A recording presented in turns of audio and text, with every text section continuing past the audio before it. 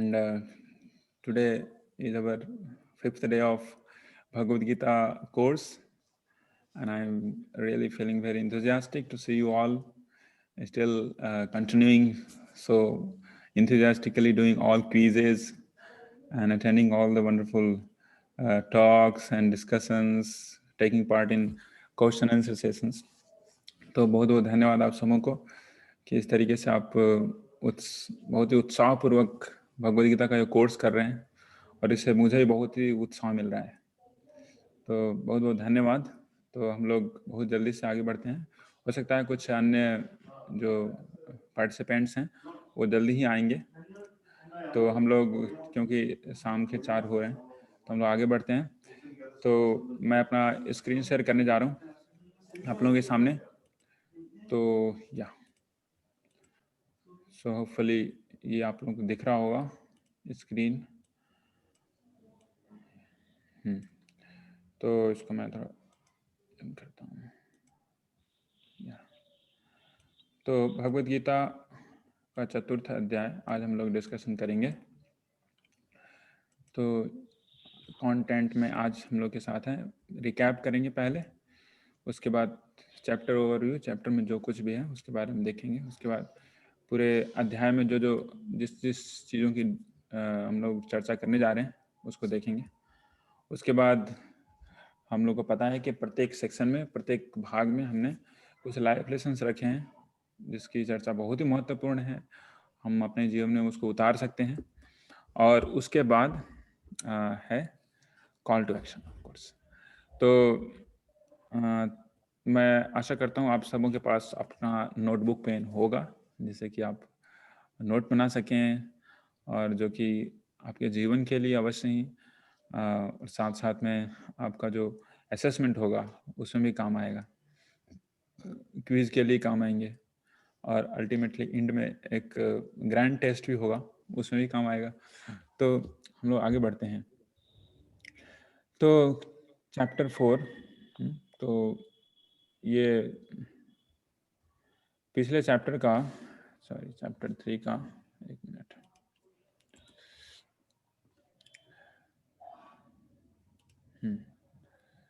तो चैप्टर 3 में हमने क्या क्या देखा। पहले से 9वें श्लोक तक हमने देखा कि भगवान श्री कृष्ण बार बार बोल रहे हैं कि तुम्हें काम करना चाहिए, आपको कार्य करने चाहिए। तो इस तरीके से बार बार प्रोत्साहन दे रहे हैं अर्जुन को कि तुम्हें कार्य करना चाहिए, क्योंकि कार्य जो तुम्हारा नियत कार्य है वो करना बहुत ही जरूरी है, दूसरों को इमिटेट करना जरूरी नहीं है। इसलिए तुम्हें अवश्य ही कार्य करना चाहिए हे अर्जुन। हाँ, हरे कृष्ण। उसके बाद 10वें से 16वें श्लोक में इसकी चर्चा हुई कि मनुष्य जन्म जो हुआ है वो ऊंचे आदर्शों के लिए सैक्रिफाइस करने के लिए हुआ है। तो जीवन में बहुत सारे लोग बहुत कुछ कार्य करते हैं, लेकिन हम लोग देखते हैं मनुष्य के जीवन में हमेशा कुछ न कुछ सैक्रिफाइस अवश्य ही रहता है। उसी सैक्रिफाइस के कारण मनुष्य को मनुष्य बोला जाता है, नहीं तो अन्य जितने भी मनुष्य पशु जाति के जीव हैं उनके लिए कोई सैक्रिफाइस नहीं है। तो क्या क्या किस तरह के सैक्रिफाइस है वो आज की कक्षा में हम लोग देखेंगे। हाँ, तो उसके बाद जिसमें बताया गया कि अंततोगत्वा अपने कार्यों को अगर आप विष्णु के लिए समर्पित करते हैं तो सबसे बड़ा सैक्रिफाइस और सबसे अच्छा सैक्रिफाइस होता है ना। उसके बाद हमने 17वें से 35वें श्लोक में पाया कि जो महान नेतागण हुए हैं उन सभी महान नेताओं में सबसे श्रेष्ठ हुए हैं कौन? वैष्णवस, जिनकी गाथा पूरी इतिहास गाती है। अभी भी हमने देखा कि पिछले कुछ शताब्दियों के इतिहास में बहुत सारे ऐसे नेतागण हुए हैं जिनकी ग्लोरी, जिनकी कीर्ति, जिनकी जो ख्याति है वो कालांतर में क्या हो गया, धीरे धीरे करके वो विनष्ट हो गया, खत्म हो गया है। लेकिन महान वैष्णव गण जो नेता हुए हैं उनकी ख्याति अभी भी मौजूद है। तो उसके बाद हमने देखा कि कैसे हम लोग अपने जो सबसे बड़े एनिमी है, सबसे बड़ा जो दुश्मन है उसके ऊपर विजय प्राप्त कर सकते हैं। 36 से 43। और बहुत ही महत्वपूर्ण हमने ये भी देखा था लीडरशिप सूत्र, शायद आप लोग को याद होगा, 9 नेतृत्व के सूत्रों को हमने वर्णन किया था। जो कि श्रीमद् भगवद गीता में भगवान श्री कृष्ण अर्जुन के माध्यम से सभी लोगों को बताने जा रहे हैं कि अगर तुमको लगता भी है कि तुम्हें नहीं कार्य करना चाहिए, उस स्थिति में तुम्हें दूसरों को अच्छा रास्ता दिखाने के लिए, दूसरों को सही मार्गदर्शन देने के लिए तुम्हें सही कार्य करना चाहिए, अपना कर्तव्य को अच्छी तरीके से निभाना चाहिए। और इस तरीके से लास्ट में हमने देखा कि इस काम को, जो कि हमारी सबसे बड़ी शत्रु है, सबसे बड़ी शत्रु जो काम मतलब वासनाएं, अगर बोला जाए तो वासनाएं जो हैं वो हमें अपनी नियत कार्य को करने से रोकती है ना। बहुत सारे हम लोग जानते हैं कि हमारा स्टूडेंट का नियत कार्य पढ़ना है ना। उसके बाद एक गृहस्थ का नियत कार्य क्या है कि उसको घर चलाना है, उनके घर में जितने भी चीजें हैं उसको व्यवस्थित रखना है, मेंटेन रखना है, बच्चों की पढ़ाई है ना, पत्नी का देखभाल है, और बहुत सारे ऐसे कार्य हैं। लेकिन कभी कभार क्या होता है कि लोग अपने कर्तव्यों को भूल जाते हैं। क्यों? सबसे बड़ी जो दुश्मन है, सबसे बड़ा जो अवरोध है अपने कर्तव्यों को भुलाने में, वो क्या है? उनकी वासनाएं, या फिर जिसको इंग्लिश में बोला जाए उसको कहते हैं लस्ट। तो हमने लस्ट के बारे में देखा कि जो हमारी सबसे बड़ी दुश्मन लस्ट है, ये 3 जगहों पे निवास करती है, 3 स्थानों पे निवास करती है। क्या क्या वो स्थान है? हमारी इंद्रियाएं, उसके बाद हमारा मन और हमारी बुद्धि। तो इन 3 जगहों पे निवास करती है हमारी सबसे बड़ी दुश्मन। तो इन 3 जगहों पे जो शत्रु निवास करता है, तो उसको कैसे जीता जाए, उसका बस 3 जगह के लिए 3 हमारे पास मेडिसिन है, जिसका वर्णन भगवान श्री कृष्ण करते हैं। हाँ? तो मन को कैसे जीता जा सकता है? उस जगह को जहां पे वो दुश्मन निवास करता है, उस जगह को अगर जीत लिया जाए तो स्वतः ही उस जगह पे रहने वाला दुश्मन भी तुरंत ही विजित हो जाएंगे, या फिर उसको जीत लिए जाएंगे। तो मन को कैसे प्राप्त किया जा सकता है? मन के ऊपर मन को प्राप्त किया जा सकता है, उसके मन के ऊपर विजय प्राप्त किया जा सकता है महामंत्र से, है ना। मंत्र मतलब मन त्रायते इति मंत्र। मन के ऊपर कैसे विजय प्राप्त कर सकते हैं? महामंत्र से। तो हमने देखा हरे कृष्ण महामंत्र की कीर्ति की। उसके बाद बुद्धि को कैसे विजित किया जा सकता है? जब हम लोग आध्यात्मिक बुद्धि को अपनी माथा में घुसाएंगे, अपने मस्तिष्क में घुसाएंगे आध्यात्मिक बुद्धि को। आध्यात्मिक बुद्धि कहां से प्राप्त होती है? श्रीमद् भगवद गीता से प्राप्त होती है आध्यात्मिक बुद्धि। आध्यात्मिक बुद्धि श्रीमद् भगवद गीता से प्राप्त होती है। जो व्यक्ति प्रत्येक दिन श्रीमद् भगवद गीता का कम से कम 1 श्लोक भी पाठ करता है, उसकी बुद्धि बहुत ही प्रखर होती है। उसकी बुद्धि प्रखर होती है। उनको कभी भी संदेह नहीं होता कि क्या गलत है और क्या अच्छा है, क्या खराब है। हमेशा वो सही मार्ग पे अपने आप को प्रदर्शित कर सकते हैं भगवद गीता की बुद्धि के द्वारा। और अपनी इंद्रियों को कैसे संयमित करें, हमने कॉल टू एक्शन में देखा था। इंद्रियों को कैसे संयमित किया जाए? इंद्रियों को संयमित किया जाना चाहिए कुछ अपना रूटीन वर्क बना के। और भी कुछ युक्तियां हैं जिसकी चर्चा हम लोग आगे वाले अध्यायों में करेंगे। तो हम लोग तुरंत आगे बढ़ते हैं आज की अध्याय में। तो जो अध्याय 4 है, इसको 5 भागों में विभाजित किया गया है ना। 5 भागों में इसको विभाजित किया गया है। पहले से चौथे श्लोक में बताया गया है कैसे दिव्य ज्ञान है, ट्रांसेंडेंटल नॉलेज, इसका अवतरण हुआ इस संसार में। अवतरण हुआ मतलब कि पहले से था, वो फिर से आया और यहाँ पे है और हमेशा है। तो उसके बाद दूसरा जो भाग है उसमें बताया गया है कि भगवान श्री कृष्ण की जो जन्म है और उनकी जो क्रियाएं हैं वो कैसे दिव्य हैं, है ना। 5वें से 15वें श्लोक में इसकी चर्चा है। उसके बाद 16वें से 24वें श्लोक में बताया गया है कि कर्म कितने तरीके के होते हैं। कर्मों की वहां पे व्याख्या ज्ञान को पैमाना बना के किया गया है, कितने तरह के कर्म होते हैं, है ना। और उसके बाद चौथा जो सेक्शन है उसमें बताया गया है कि ज्ञान को हम लोग कैसे यज्ञ से प्राप्त कर सकते हैं। और उसके बाद बताया गया है कि ज्ञान को प्राप्त करने का बहुत ही आसान और बहुत ही द्रुत तरीका क्या है।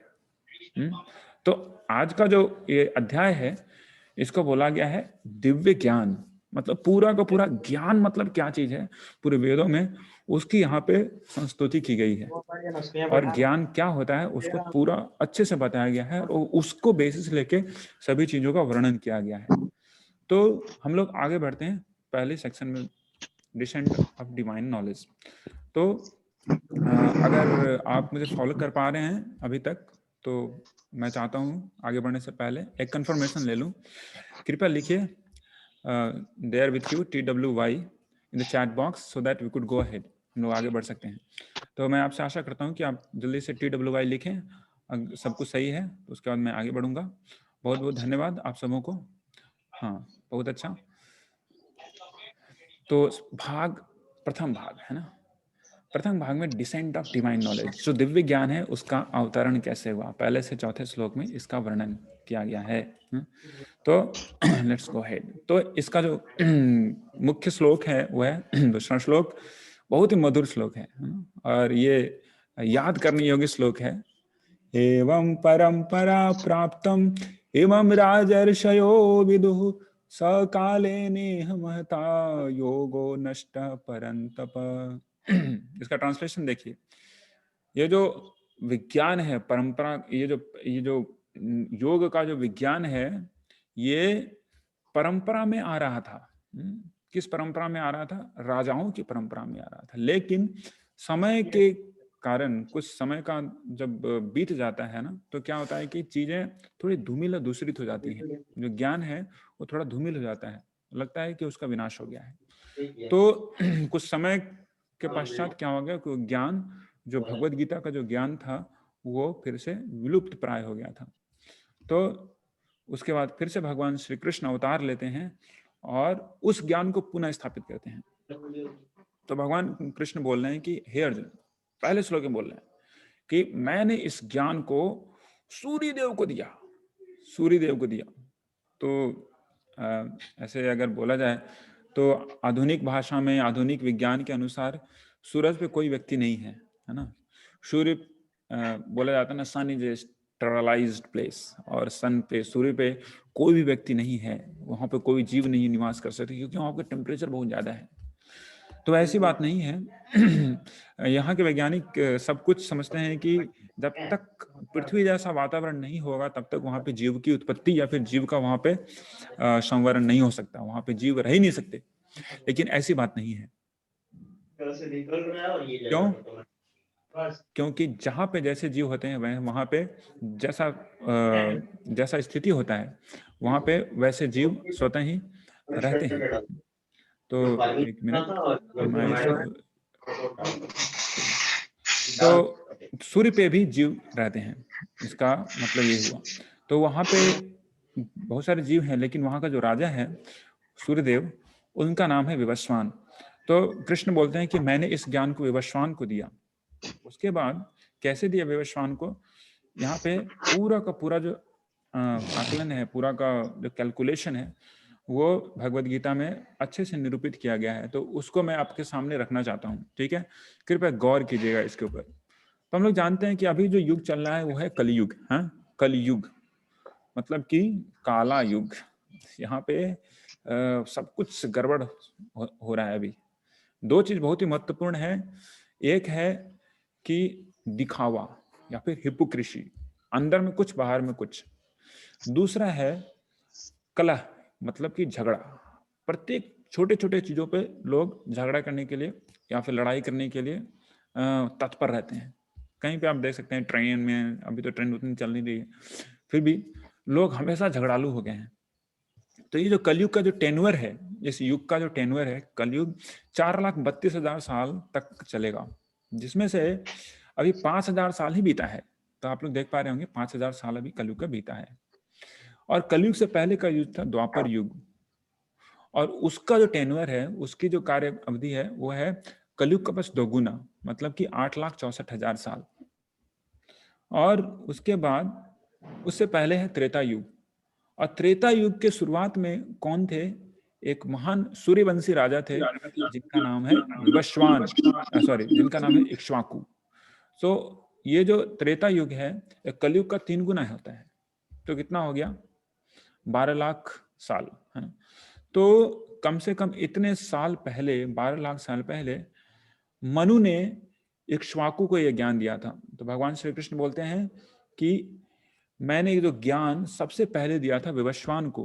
विवस्वान मनवे प्राहा, विवस्वान ने इस ज्ञान को अपने पुत्र मनु को दिया और मनु ने अपने पुत्र इक्ष्वाकु को दिया। ये जो ज्ञान है जो मैं अभी तुमको बता रहा हूं अर्जुन, इस ज्ञान को मैंने लाखों साल पहले सूर्य देवता विवस्वान को दिया, विवस्वान ने अपने पुत्र मनु को दिया और मनु ने अपने पुत्र इक्ष्वाकु को दिया। और इक्ष्वाकु की वंश में हम लोग जानते हैं कि बहुत बड़े बड़े राजा हुए हैं और उसी वंश में भगवान श्री रामचंद्र भी आए हैं। तो कम से कम मनु ने इक्ष्वाकु को इतने लाख साल पहले इस ज्ञान को दिया होगा।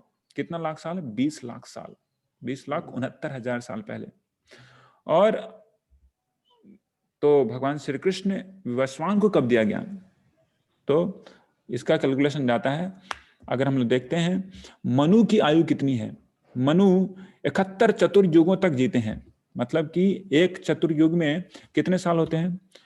43 लाख साल, 43 लाख, लगभग 43 लाख साल होते हैं एक चतुर्युग में, मतलब कि सत्य त्रेता द्वापर कली मिला के इतना होता है। तो ऐसे ऐसे 71 बार अगर चलता है तो एक मनु उतना जीवन जीता है। तो विवस्वत मनु अभी भी हैं जो कि सूर्य देव के पुत्र हैं मनु।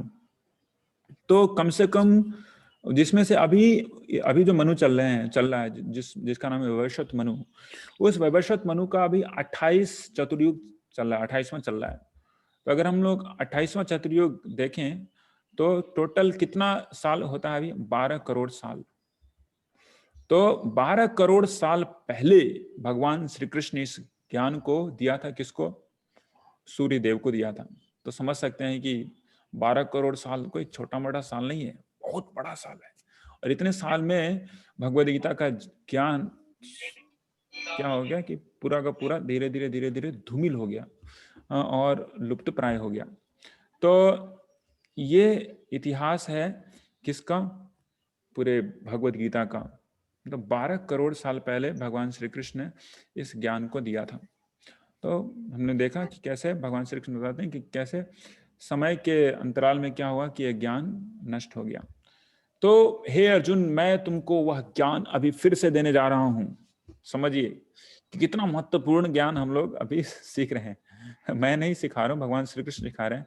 मैं बस एक माध्यम हूं जो कि भगवान श्री कृष्ण की बातों को जो कि परंपरा से आ रही है उसको मैं बस रिपीट करने की चेष्टा करता हूं। तो भगवान श्री कृष्ण बोलते हैं कि अर्जुन, मैं उसी ज्ञान को मैं अभी तुरंत आपको दूंगा। क्यों दूंगा? क्योंकि तुम मेरे मित्र हो और तुम मेरे भक्त हो, इसलिए मैं दूंगा। और वैसे ही सूर्य देव भगवान श्री कृष्ण के मित्र और भक्त हैं। मित्र हो ना हो, कम से कम भक्त तो हैं, है ना। तो इसी योग्यता को समझ के भगवान श्री कृष्ण ने क्या किया? इस ज्ञान को अर्जुन को देने की यहाँ पे चेष्टा कर रहे हैं। तो हम लोग आगे बढ़ते हैं। तो प्रश्न आता है, अक्सर ये प्रश्न आएगा, बहुत सारे लोग बोलते हैं अरे कृष्ण तो अभी आया ना, 5000 साल पहले आया ना, उससे पहले तो कृष्ण नहीं थे, तो कृष्ण कैसे भगवान हो गए? तो ऐसी बहुत सारी शंकाएं लोगों में होती है कि नहीं? तो अर्जुन भी उन्हीं शंकाओं को, लोगों की ऐसी शंका बाद में आएंगी इसलिए उन्होंने तुरंत प्रश्न किया वहां पे। क्या प्रश्न किया? कि कृष्णा, तुम तो मेरे साथ जन्म लिए हो, है ना, हम तो एक साथ ही रहे हैं ना, एक ही साथ बेड पे कभी सोए हैं, एक ही थाली में खाए हैं, है ना, एक ही साथ घूमे हैं। तो कैसे मैं समझ सकता हूं कि तुमने इतने साल पहले विवस्वान को, सूर्यदेव को ये ज्ञान दिया? मुझे विश्वास नहीं हो रहा, कुछ तो बताओ। तो यहाँ पे भगवान श्री कृष्ण अपनी बारे में, अपनी क्रियाओं और अपने आविर्भाव के बारे में बहुत सारी जो डाउट्स हैं, शंकाएं हैं, उसका समाधान करने के लिए प्रस्तुत हो रहे हैं। ये है 5वें श्लोक से 15वें श्लोक तक। तो सीट बेल्ट बांध लीजिए अच्छे से सब लोग, है ना। अभी बहुत ही पावरफुल कॉन्सेप्ट सब जाएगा, है ना। हो सकता है कुछ बम्पर भी आए, है ना। तो आप लोग ध्यान दीजिएगा, अच्छे से सुनिए। अभी भगवान श्री कृष्ण की आविर्भाव या भगवान श्री कृष्ण की क्रियाओं का जो रहस्य है वो भगवान श्री कृष्ण अपने मुख से स्वयं सुनाने जा रहे हैं। तो कृष्ण के जन्म तथा कर्म के संदेह का उन्मूलन होने जा रहा है। तो हम लोग आगे बढ़ते हैं। बहुत ही महत्वपूर्ण श्लोक है जो कि इस भाग का बहुत ही महत्वपूर्ण श्लोक कहा जाता है। 9वां श्लोक है ना। जन्म कर्म च मे दिव्यम एवं यो वेत्ति तत्वतः त्यक्त्वा देहं पुनर्जन्म नैति मामेति सो अर्जुन। कृष्ण बोल रहे हैं कि जो कोई भी व्यक्ति मेरे जन्म और कर्म को तत्वतः जानता है, हे अर्जुन, वो व्यक्ति इस जन्म के बाद फिर से पुनर्जन्म को प्राप्त नहीं करता, वो मेरे धाम को नित्य काल के लिए वापस लौटाता है। कितना मजेदार है। जो व्यक्ति भगवान श्री कृष्ण के जन्म और कर्म की दिव्यता को समझते हैं, वो इस मृत्यु मतलब इस शरीर की मृत्यु को प्राप्त करने के बाद वो फिर से जन्म प्राप्त नहीं करते, फिर से इस जड़ जगत का जन्म प्राप्त नहीं करते, बल्कि मेरे धाम को लौट आते हैं। तो हम लोग आगे बढ़ते हैं इस भाग में। तो 5 दल, कमल के 5 दल के समान भगवान श्री कृष्ण की दिव्यता का वर्णन भगवान श्री कृष्ण स्वयं कर रहे हैं।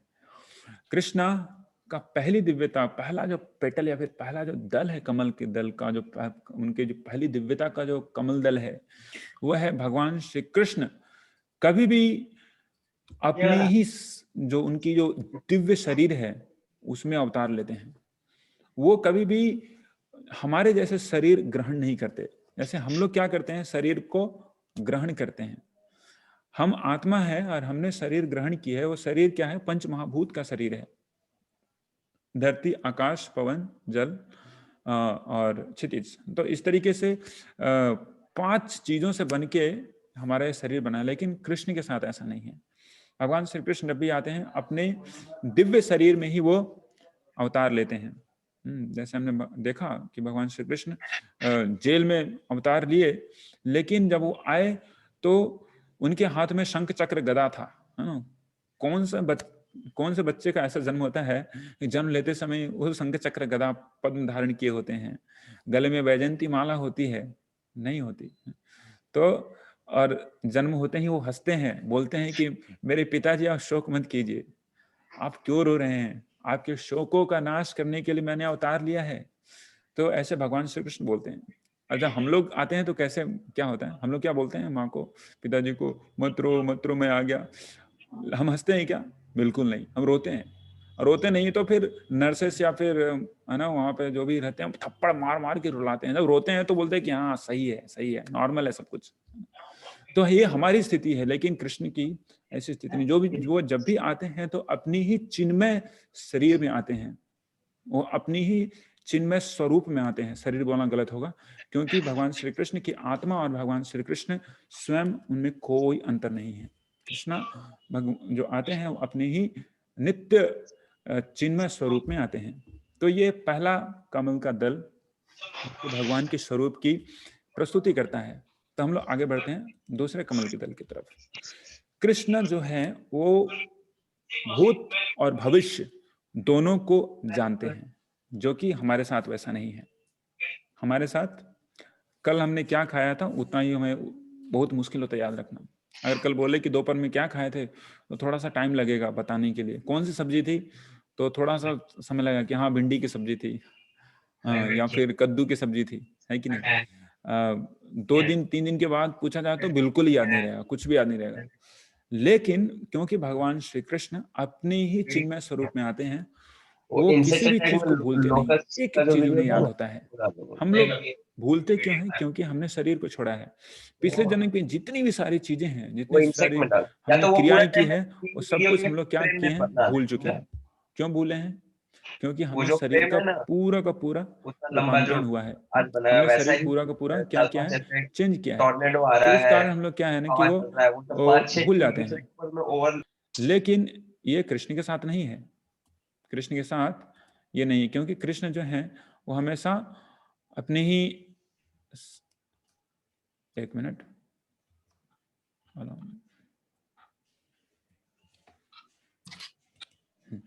तो भगवान श्री कृष्ण है वो अपने नित्य स्वरूप में आते हैं। वो शरीर चेंज नहीं करते। इसके कारण क्या है कि वो हमेशा जो कुछ भी पास्ट में हुआ है और जो कुछ फ्यूचर में होगा सब कुछ जानते हैं। तो ये दूसरा दल है। तीसरा हम लोग आगे बढ़ते हैं। कृष्ण वो कभी भी कर्म के द्वारा प्रभावित नहीं होते। जैसे हम लोग क्या बोलते हैं, हम लोग अच्छे कर्म करते हैं तो अच्छे फल मिलते हैं, बुरे कर्म करेंगे तो बुरे फल मिलेंगे। लेकिन ये जो फॉर्मूला है, ये जो रूल्स रेगुलेशंस है, वो कृष्ण के ऊपर लागू नहीं होता। कृष्ण सभी कर्म बंधनों से ऊपर हैं। ऐसे भगवान श्री कृष्ण ने विश्व रूप दिखाया, जो कि आगे 11वें अध्याय में आप लोग देखेंगे तो भगवान श्री कृष्ण के मुख में पाया गया कि जितने भी कौरव पांडव है सभी मुख के अंदर घुस रहे हैं, है ना, और वो पहाड़ वहाड़ सब उनके मुख के अंदर ही है।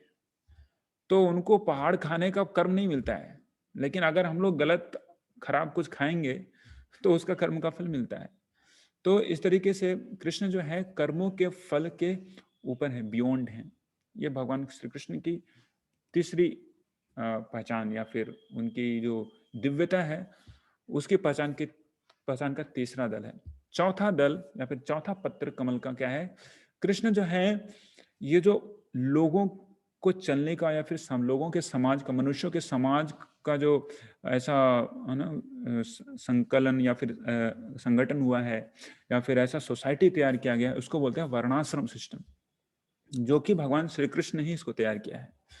ये जो वर्णाश्रम सिस्टम है, जो कि जिसका अभी बुरा रूप कास्ट सिस्टम के रूप में देखा जाता है, लेकिन ये कास्ट सिस्टम नहीं बल्कि वर्णाश्रम सिस्टम है। जिस समाज में 4 तरह के लोग हमेशा रहते हैं। मतलब एक होते हैं जो कि बहुत ही इंटेलिजेंट होते हैं, बहुत ही बुद्धिमान होते हैं। एक होते हैं जो कि क्षत्रिय जैसे होते हैं, लोगों का संरक्षण करने के लिए। कुछ होते हैं जो फाइनेंस देखते हैं या फिर मार्केट देखते हैं या फिर इस तरीके का जैसे गोपालन हुआ, एग्रीकल्चर हुआ, बिजनेस हुआ, इस सारी चीज़ों का देखभाल करते हैं। तो उस तरह के कुछ लोग अवश्य होते हैं किसी भी समाज में, और इस तरह के लोग भी अवश्य होते हैं जो कि ये सब कार्य नहीं करना चाहते, बस किसी के अंदर में सर्विस करना चाहते हैं। तो आजकल हम लोग देखते हैं कि ऐसे लोगों की प्रचुरता बहुत है। बहुत सारे लोग ऐसा ही सोचते हैं कि काश मुझे जॉब मिल जाता, काश मुझे नौकरी मिल जाती, तो सब नौकरी करना चाहते हैं। तो ये चौथे श्रेणी के लोग होते हैं जो कि सिर्फ किसी के अंदर जाके सेवा करना चाहते हैं और उनसे बस पगार लेना चाहते हैं मासिक, बस। तो इस तरीके से चारों जो वर्णाश्रम सिस्टम है, जिसको बोला जाता है वर्णाश्रम, मतलब 4 वर्ण और 4 आश्रम। 4 वर्ण हो गए ब्राह्मण, क्षत्रिय, वैश्य और शूद्र, और 4 आश्रम होते हैं ब्रह्मचर्य, गृहस्थ, वानप्रस्थ और संन्यास। तो इसकी भी संरचना भगवान श्री कृष्ण ही की, लेकिन उनकी संरचना भगवान श्री कृष्ण के द्वारा होने के बावजूद भी वो उस वर्णाश्रम के भाग नहीं है, वो वर्णाश्रम के बियॉन्ड है। मतलब जो बनाने वाला होता है किसी सिस्टम को, बनाने वाले से विभिन्न, जैसे मैं कि अभी लैपटॉप का प्रयोग कर रहा हूँ, asus का लैपटॉप है, तो इसका बनाने वाला कहीं होगा और इसका लैपटॉप इधर है। ये बनाने वाला जो है लैपटॉप के अंदर घुसा हुआ नहीं है, उसकी सिस्टम में बंधा नहीं है, कहने का तात्पर्य है। तो भगवान श्री कृष्ण जो है वो मनुष्य जाति के ऊपर है, बियॉन्ड है, उनको हमारे जैसा आंकना बिल्कुल गलत होगा। तो 5वां है, कृष्ण जो है वो किसी भी कार्य को करने के बाद जो फल होता है उसकी आकांक्षा नहीं करते, उसकी आकांक्षा करते हुए वो कार्य नहीं करते। ऐसा तो मनुष्य भी कर सकते हैं, लेकिन ये आश्रित रूप से कर सकते हैं। लेकिन कृष्ण जो भी कार्य करते हैं वो कार्य इसलिए करते हैं कि लोगों को सही उदाहरण पेश किया जाए और समाज का और पूरे ब्रह्मांड का कल्याण हेतु ही करते हैं। तो हमने आज देखा 5 कमल के दल के समान, जो कि भगवान के स्वरूप को प्रखर करती है, एक कमल का दल, उसका हमने वर्णन देखा। तो हम आगे बढ़ते हैं। तो हमारे लिए लाइफ लेसन इस भाग में क्या है कि हमें कभी भी भगवान श्री कृष्ण को अपने जैसा नहीं समझना चाहिए। बहुत सारे लोग बहुत बार हैं ऐसा भूल कर बैठते हैं, अरे कृष्ण तो, अरे हाँ तो कृष्ण, पहली बात तो लोग विश्वास नहीं करते हैं, लेकिन उनके बारे में बोलते हैं कि ऐसे ऐसे भगवान श्री कृष्ण ने किया, तो हाँ कृष्ण बहुत गलत काम किया। ऐसा है कि जैसे कि उनके घर का कोई लड़का है ना कृष्ण, हाँ, तो उनको अधिकार बनता है कि ना उस लड़के को हम सुधारें, उसको उसको थोड़ा सा शासित करें, अनुशासित करें। तो ऐसा नहीं है। कृष्ण जो है वो न कोई मैन है, बोला जाता है he is neither man nor a superman, he is supreme personality of God. Krishna जो है न ही कोई मनुष्य है, न ही कोई अद्भुत मनुष्य है, बल्कि वो परम पुरुषोत्तम भगवान है। ऐसे ही भूल कर बैठा था एक व्यक्ति 5000 साल पहले, जिसका नाम था दुर्योधन। जब कृष्ण शांति दूत के रूप में गए थे दुर्योधन की, धृतराष्ट्र की सभा में बोलने की, लास्ट बार मैं आ रहा हूं, इस बार आप लोग मैं इस शांति दूत बन के आया हूँ, इस बार आप लोग किसी भी तरीके से सुलह कर लीजिए। इतने बड़े इतना बड़ा जो लड़ाई होने जा रहा है, पूरा का पूरा जो प्लैनेट है ना वो बटने जा रहा है 2 भागों में, और इसका परिणाम बहुत ही ज्यादा विनाशकारी विभत्स होने वाला है। तो इस तरीके से कम पांडवों को 5 गांव दे दीजिए, 5 गांव। तो दुर्योधन ने बोला कि 5 गांव क्या, मैं उतना भी जमीन नहीं दूंगा, उतना भी जमीन नहीं दूंगा, जितना एक सुई की नोक जितने जमीन पे पड़ती है ना, उतना भी नहीं दूंगा। और तुरंत उसने बोला कि इस कृष्ण को, ये कृष्ण अपनी शक्ति का प्रदर्शन करके मुझे बरगलाना चाहता है, इसको अभी जेल के अंदर बंद करो। तो जब ऐसी आज्ञा दी दुर्योधन ने, तो भगवान श्री कृष्ण ने अपनी करुणा वश होके दुर्योधन को विश्व रूप का दर्शन कराया। ये तुम कैसे मुझे बांध सकते हो, तुम बांध के तो दिखाओ। तो कृष्ण की जो स्वरूप है वो मनुष्य की जैसी नहीं है, वो न ही मनुष्य है, न ही परम मनुष्य है, बल्कि वो परम पुरुषोत्तम भगवान श्री कृष्ण है। तो ये हमारा लाइफ लेसन है आज इस सेक्शन का। तो हम लोग आगे बढ़ते हैं। तो purpose of Krishna's appearance and activities, तो ये 7वें से 8वें श्लोक में बताया गया है। तो हम लोग बहुत ही प्रसिद्ध जो श्लोक है, जो कि जो B.R. चोपड़ा के महाभारत के द्वारा पूरे भारतवर्ष में प्रचारित किया गया। यदा यदा हि धर्मस्य ग्लानिर्भवति भारत, अभ्युत्थानम् अधर्मस्य तदात्मानं सृजाम्यहम्, परित्राणाय साधूनां विनाशाय च दुष्कृतां, धर्म संस्थापनार्थाय संभवामि युगे युगे। तो इस 7वें से 8वें अध्याय श्लोक में भगवान श्री कृष्ण ने वर्णन किया है कि कैसे मैं क्यों अवतार लेता हूँ, उसका पूरा वर्णन किया है। तो हम आगे बढ़ते हैं। मुख्य रूप से 3 ऐसे कारणों का यहाँ पे वर्णन हुआ है जिसके लिए भगवान श्री कृष्ण प्रत्येक युग में अपना अवतार लेते हैं। पहला है अपनी भक्तों की रक्षा करने के लिए, मतलब परित्राणाय साधुनाम। दूसरा है विनाशाय च दुष्कृताम। हम लोग देखते हैं ना, नारायण के हाथ में 4 वस्तुएं होती हैं, 4 दिव्य वस्तुएं होती हैं, शंख चक्र गदा पद्म। तो हम लोग देखते हैं कि जो पद्म है या फिर कमल है, वो साधुओं के ऊपर कृपा करने के लिए होती है, जो कि आतताई या फिर दुर्जन नहीं है, वो भगवान नारायण के भक्त हैं, कृष्ण के भक्त हैं।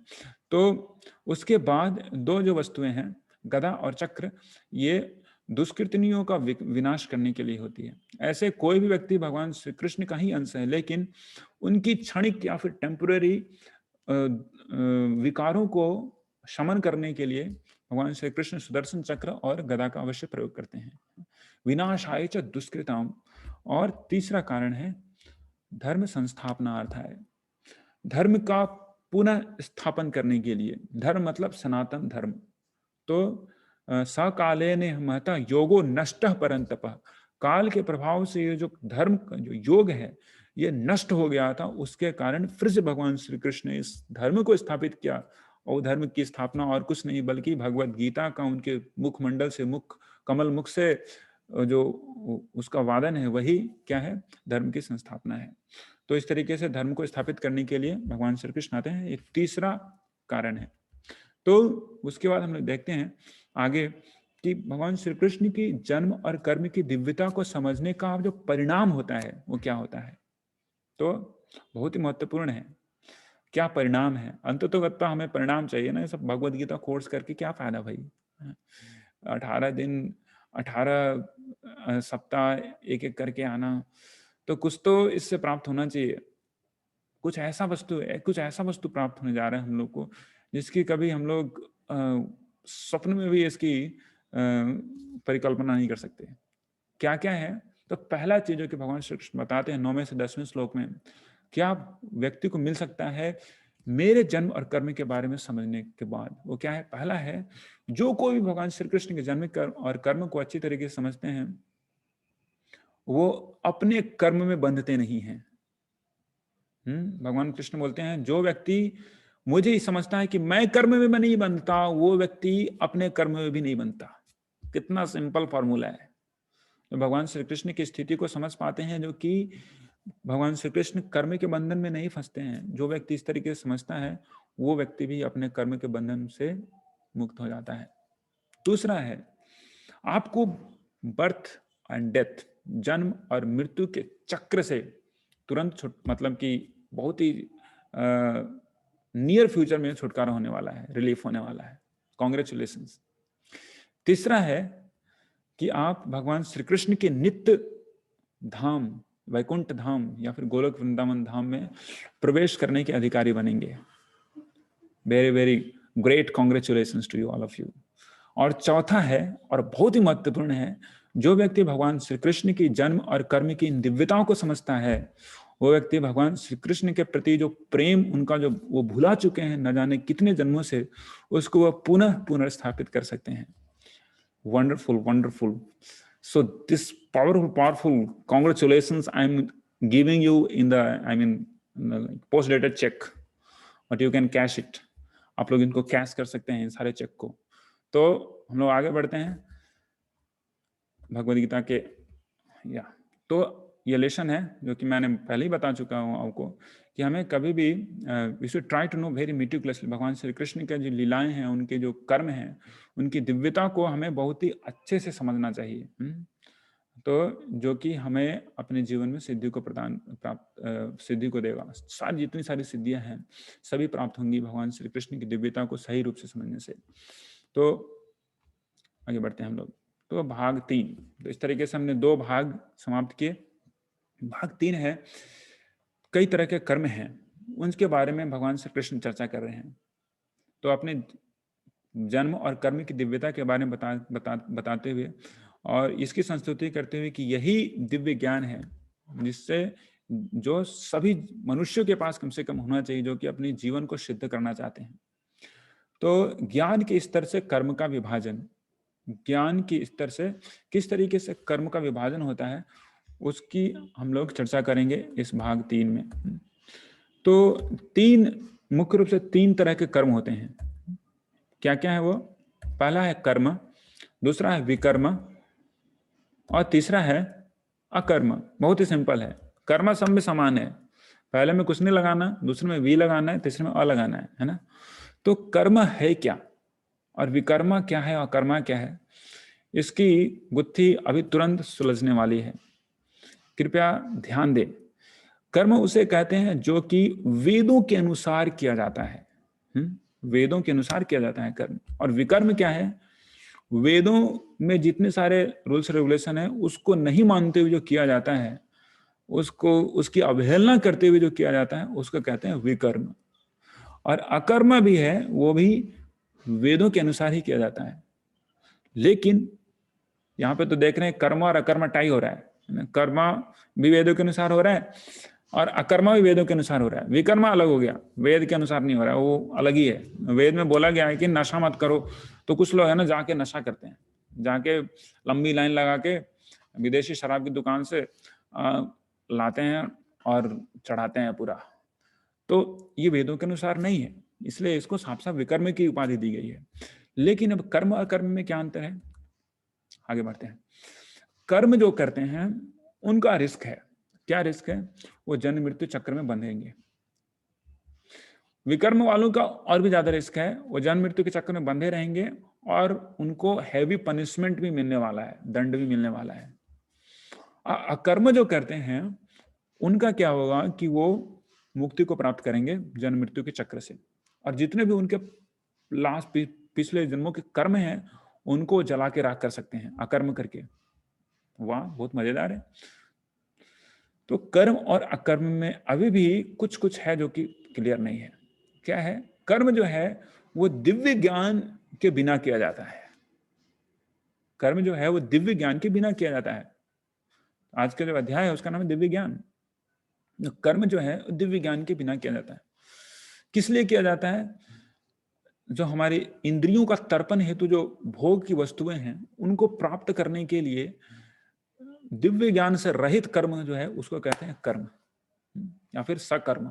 वो वेदों के अनुसार किया जाता है, लेकिन उसमें रिस्क है क्या? अगर आप अच्छा काम किए हैं, बहुत सारे लोग हैं जो कि गरीबों को खाना बांटते हैं, है ना, कुछ अनाथालय में कुछ करते हैं, कुछ स्कूल बनवाते हैं। ये वेदों में बोला गया है कि अगर आपके जीवन में फ्यूचर आपका अच्छा करना है तो आपको ये सब करना पड़ेगा। ये सब पुण्य कर्मों को अंजाम देना पड़ेगा, पुण्य कर्म करने पड़ेंगे। ये सब पुण्य कर्म है। ऐसे प्याऊ बनाते हैं ना कहीं कहीं लोग पानी पीने के लिए, लोगों को, है ना, तो पानी पीने के लिए पहले कुएं खोदा जाता था, लेकिन अब नलका लगाते हैं। तो ऐसे जो हैं वो कर्म कहे जाते हैं, जो कि शास्त्र में बताए गए हैं। कुछ देवी देवताओं की पूजा करते हैं, ये भी सही है, देवी देवताओं की पूजा करते हैं, उससे क्या होगा कि उनकी अच्छी गति होगी, उनके क्रेडिट में पुण्य कर्म घुसेगा, है ना, पुण्य कर्म घुसेगा। उसके कारण क्या होगा कि उनको जो ऐश्वर्य है, भोग ऐश्वर्य जो है वो बहुत ही ज्यादा मिलेगा, और उस भोग ऐश्वर्य को भोगने के लिए उन्हें फिर से जन्म लेना पड़ेगा। तो इस कारण उनको क्या है कि जन्म मृत्यु में बंधा रहना ही पड़ेगा। विकर्म वालों का क्या लोचा है कि ये उनके पास तो दिव्य ज्ञान तो भूल ही जाओ, उनके पास तो कॉमन सेंस भी नहीं है। कॉमन सेंस कैसा नहीं है? अरे बाद में क्या सफरिंग मिलेगी, दारू और शराब पी के उनका जो अभी भी जो शरीर मिला है उसी में बहुत सारे न जाने कितने सारे दुखों को वो लेते हैं। जैसे कुछ लोग पशु की हत्या करते हैं, पशु की हत्या करके उनका उसका जो टिश्यू है उसको खाते हैं, तो उससे उनका शरीर और भी विघटित होता है। और पाप तो होता ही है। तो इस तरीके से उनके पास कॉमन सेंस की कमी है। कॉमन सेंस को हिंदी में क्या बोलेंगे पता नहीं मुझे, लेकिन उसकी कमी के कारण ऐसे विकर्म करते हैं। और तीसरे लोग होते हैं जो कि बहुत ही बुद्धिमान होते हैं, उनके पास तो बुद्धि है और साथ में उनके पास दिव्य ज्ञान भी है। वो क्या करते हैं बंदे लोग, वो अकर्म करते हैं। वो क्या करते हैं? अकर्म करते हैं। अकर्म मतलब क्या? जो भी कार्य करते हैं, करते तो हैं, लेकिन मन में हमेशा उन कार्यों के फल को वो भगवान श्री कृष्ण के चरण में अर्पित करते हुए करते हैं। तो इसको अकर्म की संज्ञा दी गई है। तो हम लोग आगे बढ़ते हैं। ये जो कर्म अकर्म विकर्म जो है, ये बहुत ही मुश्किल है समझना। इसकी संस्तुति भगवान श्री कृष्ण स्वयं करते हैं 17वें श्लोक में। बोलते हैं, कर्मणो हि अपि बोद्धव्यम बोद्धव्यम च विकर्मणः अकर्मणश्च बोद्धव्यम गहना कर्मणो गति। तो बोला जा रहा है कि कर्मणो ही अपि बोद्धव्यम बोद्धव्यम च विकर्मणः। तो हमें जानना चाहिए कि कर्म क्या है, विकर्म क्या है, अकर्म क्या है। ये जो कर्म की जो गति है ना अर्जुन, बहुत ही गहन है, बहुत ही गहन, बहुत ही घनी है। जैसे कभी कभार लोग जंगल में जाते हैं घूमने के लिए, तो बहुत ही घने घने जंगल में चले जाते हैं, लताएं जटाएं पेड़ों के शाखाएं एक साथ गुत्थम गुत्थी करके लगी होती है, लोग घुस नहीं पाते। मैं तो एक जंगल में एक बार गया था अपने पिताश्री के साथ। ऐसे जंगल में गया था जहां पे दिन में अंधकार था, रात्रि जैसा जुगनू वहां पे जल रहे थे। इतनी घनी जंगल थी कि उसके अंदर सूर्य का प्रकाश भी नहीं घुस पा रहा था। तो इस तरीके से भगवान श्री कृष्ण बता रहे हैं कि जो कर्म की जो प्रतिक्रिया है बहुत ही गहन है, बहुत ही घनी है, इसको समझना बहुत मुश्किल है। लेकिन हम लोग फिर से भगवान श्री कृष्ण की कृपा से देखेंगे कि कर्म विकर्म मुख्य रूप से कैसे होते हैं और इसको कैसे सुलझाया जा सकता है। तो हम लोग आगे बढ़ते हैं। कर्म का जो प्रिंसिपल है उसको सुलझाना। बोला गया है कि हो सकता है कि कोई व्यक्ति कोई काम ना करे, फिर भी वो कर्म और विकर्म करता रहता है। उनको समझना चाहिए कि कर्म और विकर्म कर रहा है। तो चौथे अध्याय के 17वें श्लोक में इसका वर्णन किया गया। देखिए यहाँ पे कुछ लोग है ना, वो क्या कर रहे हैं, योगा कर रहे हैं ना। योगा में मतलब कुछ कर्म नहीं है। अब सांस लो अंदर, सांस छोड़ दो, ऐसे ऐसे करके, है ना। बहुत सारे जो होते हैं उनकी क्या बोलते हैं पद्धतियां होती हैं, तो उसके अनुसार से वो क्या करते हैं, देखने में लग रहा है कि कोई काम नहीं कर रहे हैं, लेकिन मन में कोई सोच रहा है कि अरे आज ब्रेकफास्ट क्या बना होगा।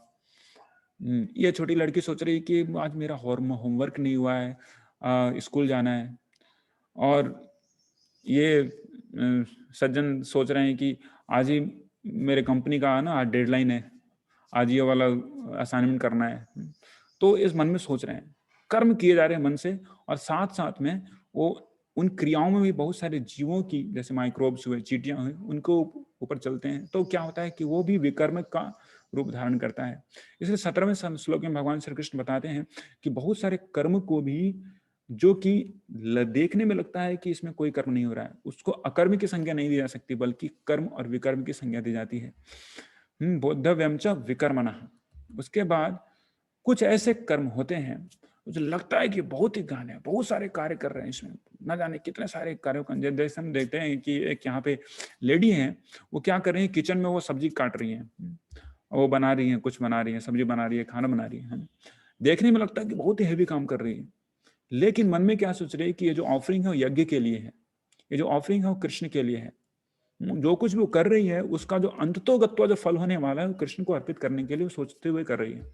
उसके कारण ये जो वो कर्म है ये अकर्म नहीं है न ही विकर्म है, बल्कि ये अकर्म है। ये कर्म नहीं है न ही विकर्म है, ये क्या है? अकर्म है। इस कर्म को करते हुए भी व्यक्ति वो मुक्ति को प्राप्त कर सकता है। तो हम लोग आगे बढ़ते हैं। लाइफ लेसन इस भाग का हमारे लिए क्या है? हमें हमेशा चाहिए कि जो कोई भी कार्य करते हैं उसके फल को हम भगवान को अर्पित करें। तो स्वयं बहुत ही आसानी से हम लोग उस कार्य में किए गए जितने कर्म और विकर्म हैं उससे तुरंत ही हम लोग पार पा सकते हैं। तो ऐसा नहीं कि आप फल को भगवान श्री कृष्ण को दे रहे हो तो फल भगवान श्री कृष्ण खा लेंगे, है ना। भगवान श्री कृष्ण तो खा सकते हैं, लेकिन उस फल को फिर से वो क्या करते हैं? प्रसाद के रूप में फिर से जीवों को वो समर्पित करते हैं। तो ये हमारे लिए बहुत ही महत्वपूर्ण लाइफ लेसन है। तो इस तरीके से हम लोग दिव्य ज्ञान को अपने मस्तिष्क में रखते हुए हमें फ्रूट्स को, फल को भगवान श्री कृष्ण को अर्पित करना चाहिए, जो कि हमें कर्म से मुक्त करता है, हमें हमें आनंदमय जीवन प्रदान करता है। और उसके बाद क्या होता है? और अंततो गत्वा मनुष्य का जो ये शरीर छोड़ने के बाद व्यक्ति वैकुंठ धाम को जा सकता है, वैकुंठ धाम को प्राप्त कर सकता है। फिर से इस जड़ जगत में फिर उसको आने की जरूरत नहीं पड़ती। तो हम लोग आगे बढ़ते हैं। इस तरीके से हमने तीसरे भाग की यहाँ पे कंक्लूजन किया। चौथे भाग में हम लोग देखेंगे तो इस ज्ञान को भला प्राप्त किया कैसे जाए, क्योंकि जब तक ये जो ज्ञान है, जो दिव्य ज्ञान भगवान श्री कृष्ण ने पिछले पहले और दूसरे भाग में दिया अपने जन्म और कर्म के बारे में, उस ज्ञान को कैसे प्राप्त किया जाए, उसमें भगवान श्री कृष्ण और भी बोलते हैं कि प्रत्येक जीव जो है यहाँ पे वो अपनी ही इंद्रियों का तर्पण कर रहा है, क्योंकि वो सारी इंद्रियां जो हैं उसे प्रकृति के द्वारा दी गई हैं। वो किसी भी चीज को ऑन नहीं करता है स्वयं। तो इस ज्ञान को प्राप्त करने की दो विधियां हैं। पहली विधि का वर्णन मैं करने जा रहा हूं आप लोगों के सामने भाग 4 में। वो क्या है? यज्ञ से ज्ञान की प्राप्ति। पहला है यज्ञ से ज्ञान की प्राप्ति। 31वें श्लोक में भगवान श्री कृष्ण बोलते हैं, नायम लोकोस्ति अवज्ञास्य कुतो वन्य कुरु सत्तमा। बोलते हैं, हे कुरु में श्रेष्ठ, कुरु श्रेष्ठ अर्जुन, बिना यज्ञ के कोई भी व्यक्ति खुशी नहीं रह सकता इस जीवन में, इस संसार में। और अगले जीवन की तो बात ही हटाओ। तो प्रत्येक व्यक्ति कुछ न कुछ यज्ञ करते हैं। तो जो व्यक्ति पूर्ण रूप से दिव्य ज्ञान से अभिभूत होकर कर्म नहीं कर सकते, उनके लिए अनेक प्रकार के यज्ञों का वर्णन शास्त्रों में किया गया है। क्यों किया गया है? उस यज्ञों को करने से क्या मिलेगा? पहला चीज मिलेगा कि उनका जो हृदय है वो शुद्ध हो सकता है, हमारा हृदय शुद्ध हो सकता है यज्ञों करने से। दूसरा है कि हमारे पिछले जो जितने सारे पाप कार्य हैं उसका विनाश हो सकता है। तीसरा है कि हम लोग इस संसार में खुशी रह सकते हैं और इस तरीके से आध्यात्मिक जीवन में उन्नति प्राप्त कर सकते हैं। और चौथा है कि हम लोग धीरे धीरे उस दिव्य ज्ञान है जो कि अंततोगत्वा हमें प्राप्त होनी चाहिए, उसको हम लोग उसको प्राप्त करने हेतु हम लोग अग्रसर हो सकते हैं। तो हम लोग देखते होंगे, शायद आप लोग यज्ञ किए होंगे या फिर करवाए होंगे, उसमें देखेंगे कि किसी भी देवी देवता का जब यज्ञ होता है तो उसमें एक मंत्र का पाठ किया जाता है। क्या है मंत्र? जैसे कोई इंद्र पूजा करता है, फिर इंद्र यज्ञ करता है, तो बोला जाता है ना कि इदम इंद्रस्य इदम न मम, मतलब कि ये इंद्र का है, ये मेरा नहीं है। स्वाहा, मतलब कि जो भी कुछ है यहाँ पे वो मेरा नहीं है, वो इंद्र का है। Ultimately supreme personality God Krishna का ही, नारायण का ही है। लेकिन कम से कम वो इंद्र को वहां पे रख के लोग इतना तो समझ सकते हैं कि ये मेरा नहीं है, वो उसका है ना, वो सुपीरियर ऑथोरिटी का है। और फिर बाद में क्या बोलते हैं? स्वाहा। ऐसे तो आजकल ना स्वाहा तो बहुत ही यूजुअल टर्मिनोलॉजी हो गई है, लेकिन स्वाहा का जो वर्बल मीनिंग क्या होता है? स्व मतलब अपना, और हा मतलब उसका नाश, मतलब अहंकार का नाश। स्वाहा मतलब कि अहंकार का नाश हो। तो ऐसे यज्ञों को करने से धीरे धीरे धीरे क्या होती है, वो जो दिव्य ज्ञान है वो प्रस्फुटित होती है। तो यज्ञ का मतलब ये नहीं कि जब तक अग्नि नहीं रहेगी यज्ञ नहीं होगा। जैसे अग्नि होगी उसमें स्वाहा स्वाहा करेंगे तभी यज्ञ होगा, नहीं। यज्ञ बिना अग्नि के भी हो सकता है, भगवान श्री कृष्ण बताते हैं। कैसे होता है? बहुत सारे लोग यज्ञ करते हैं। जैसे गृहस्थों के बारे में बताया गया, जो कि सेलिब्रेट्स ब्रह्मचर्य हैं, उनके बारे में बताया गया है कैसे यज्ञ होते हैं। तो उसमें बताया गया है कि जो गृहस्थ होते हैं अपनी इंद्रियों की अग्नि में, इंद्रिय की वस्तुओं को या फिर सेंस ऑब्जेक्ट्स को, इंद्रिय की जो वस्तुएं हैं उसको वो क्या करते हैं, वो स्वाहा करते हैं। उसी तरीके से जो ब्रह्मचारी होते हैं वो जो श्रवण की जो प्रक्रिया है उस प्रक्रिया को वो मन को संतुलित करके, मन के में संतुलन की अग्नि में उस श्रवण की प्रक्रिया को वो क्या करते हैं, स्वाहा करते हैं, सैक्रिफाइस करते हैं।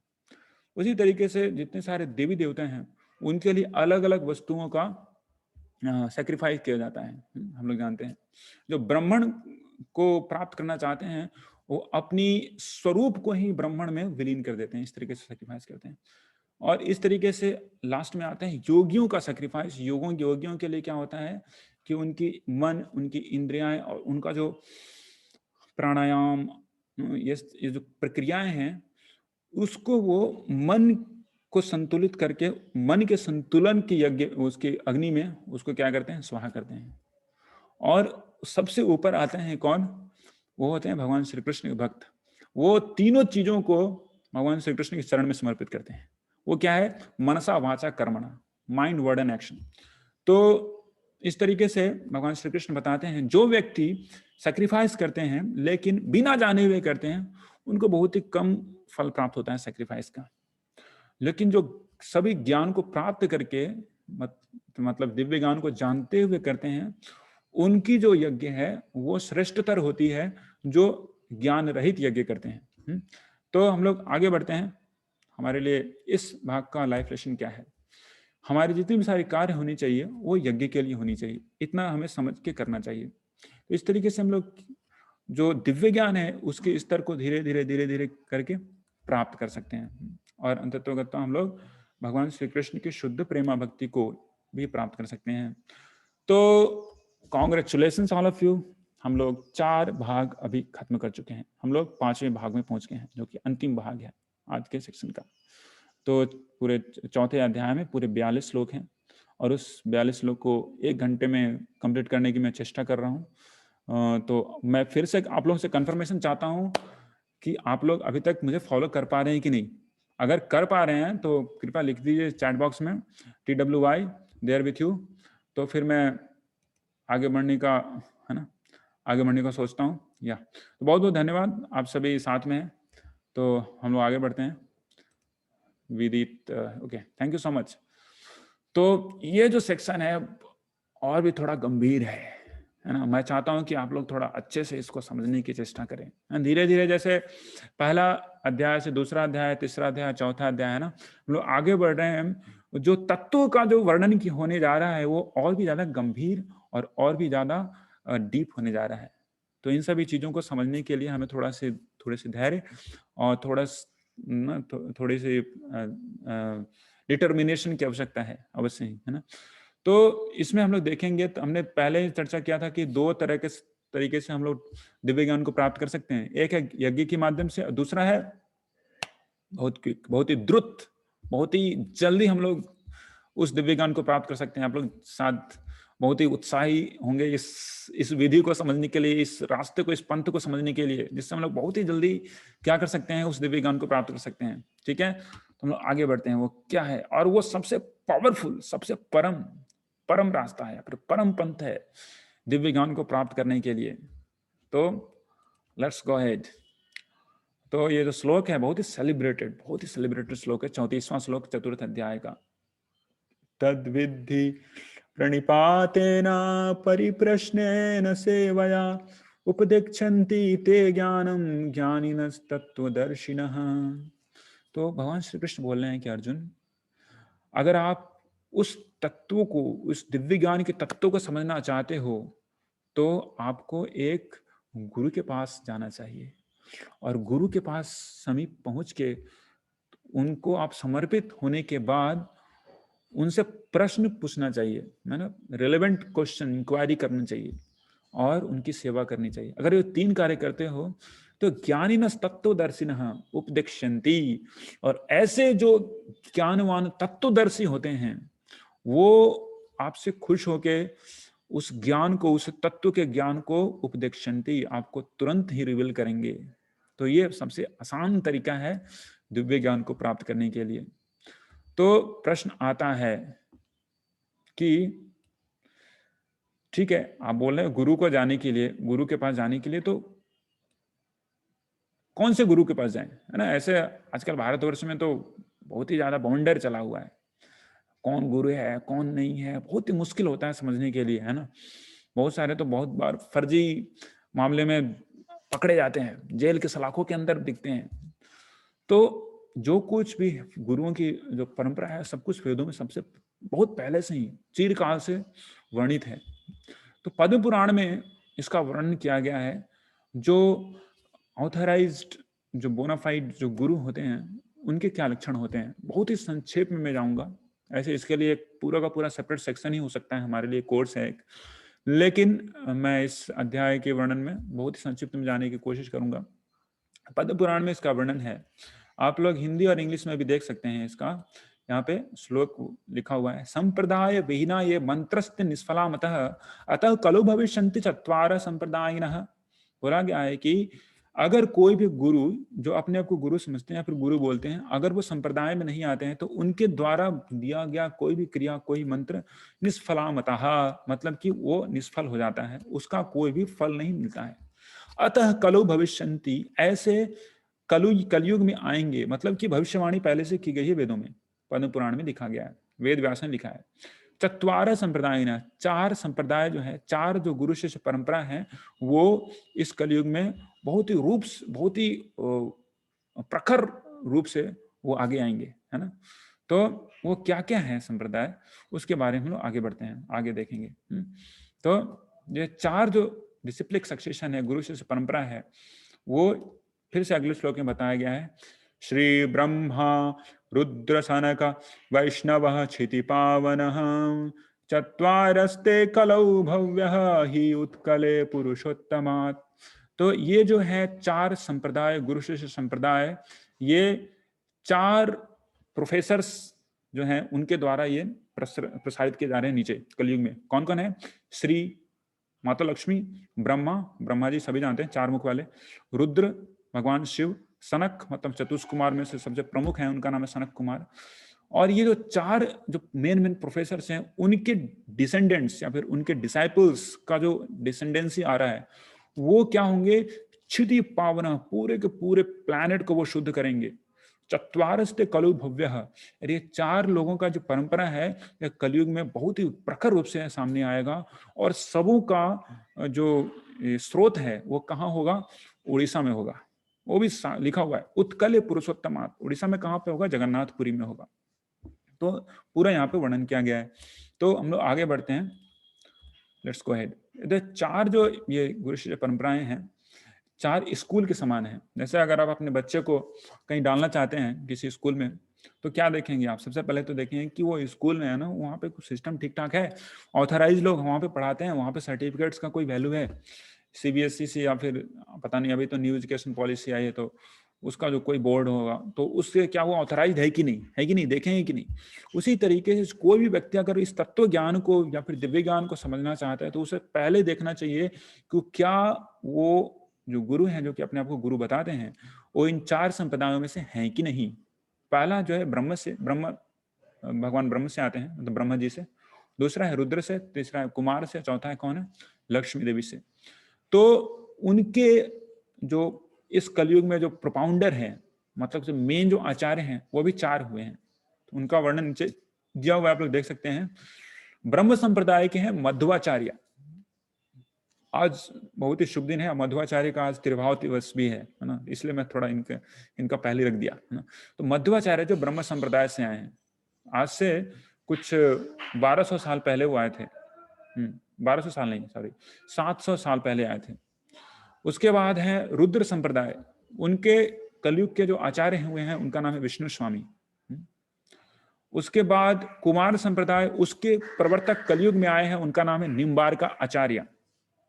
उसी तरीके से माता लक्ष्मी के संप्रदाय, श्री संप्रदाय, उसके प्रवर्तक हैं जो कि 1004 साल पहले आए, जिनका नाम है श्री रामानुजाचार्य।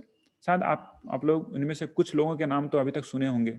ये महान महान लीडर्स हैं, हीरोज हैं, लेकिन हमारी जो शैक्षणिक नीति है, एजुकेशनल पॉलिसी भारतवर्ष की अब तक रही है, ऐसे से महान हीरोज के बारे में कहीं पे भी वर्णन नहीं किया जाता है। लेकिन मैं वर्णन करना चाहता हूं इनके बारे में। तो या लेट्स गो अहेड। तो प्रश्न आता है कि कैसे इस दिव्य ज्ञान को प्राप्त किया जाए। तो हमने पहले ही देखा था 3 चीजें करना है। हमें गुरु को अप्रोच करना है हम्बली, विनम्र भाव से, पहला है।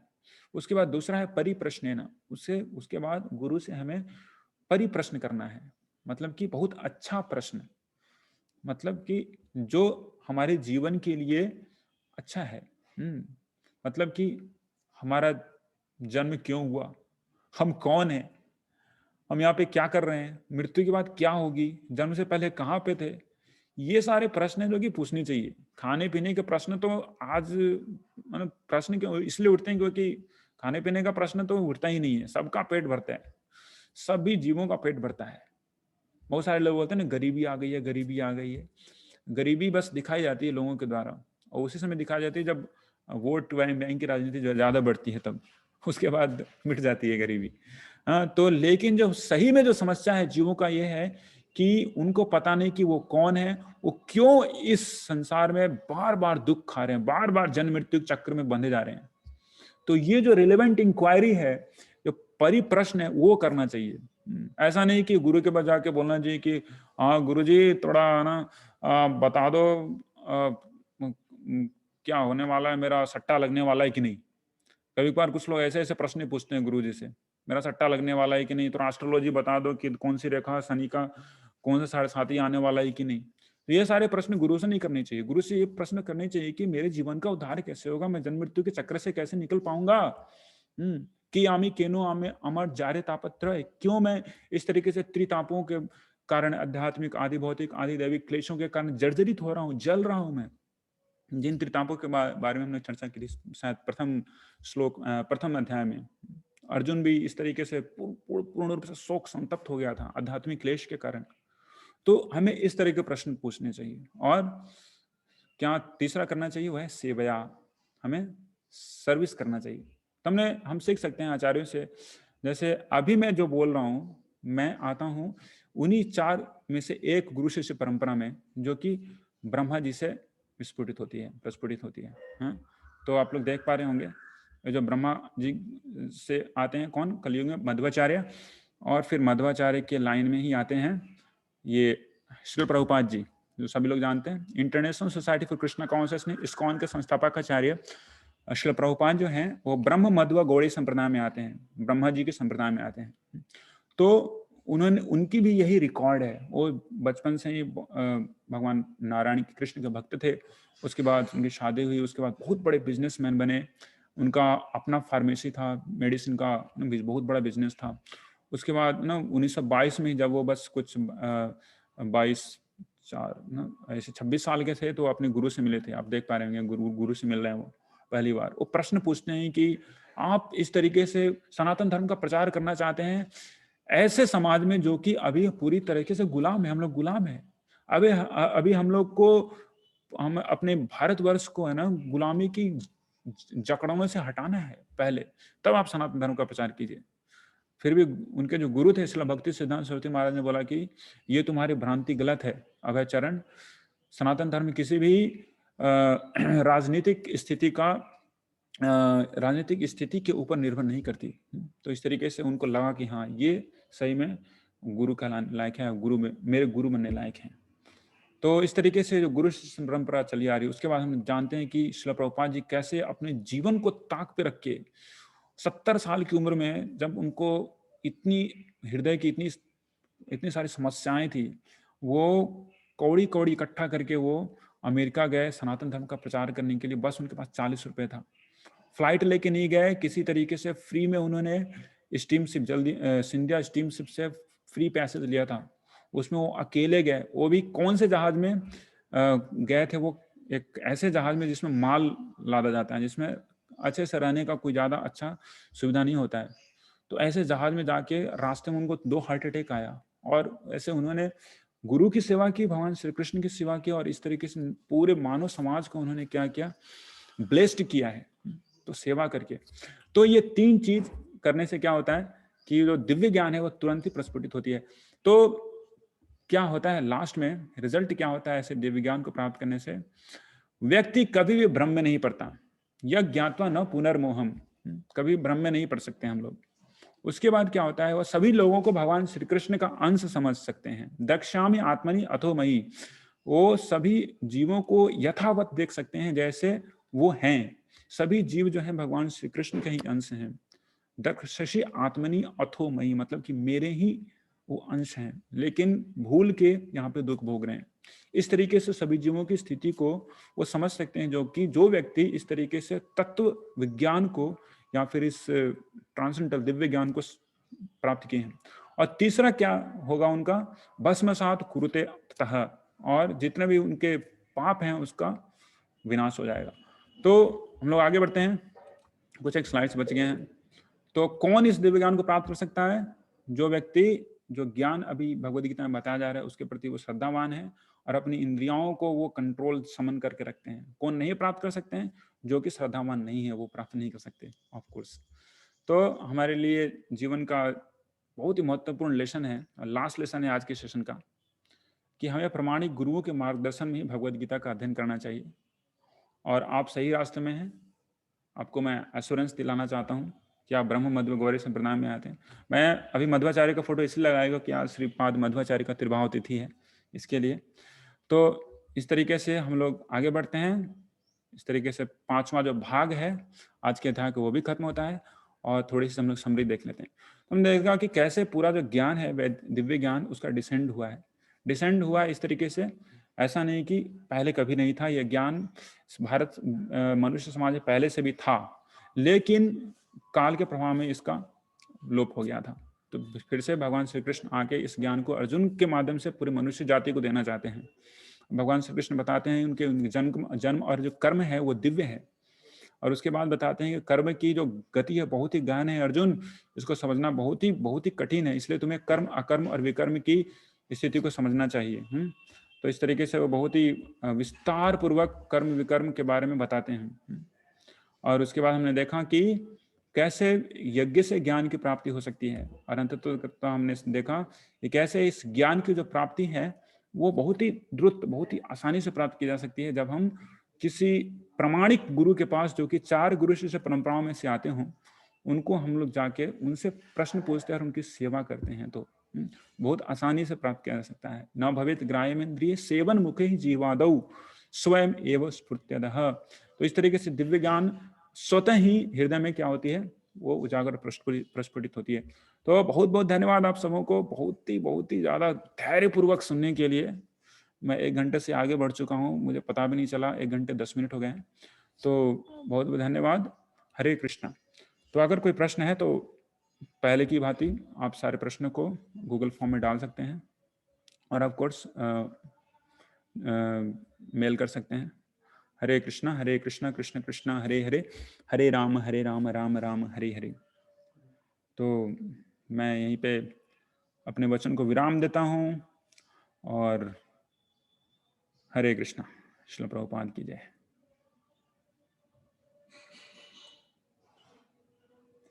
ठीक है, आपको सब कुछ ऑडियो और वीडियो शेयर कर दिया जाएगा।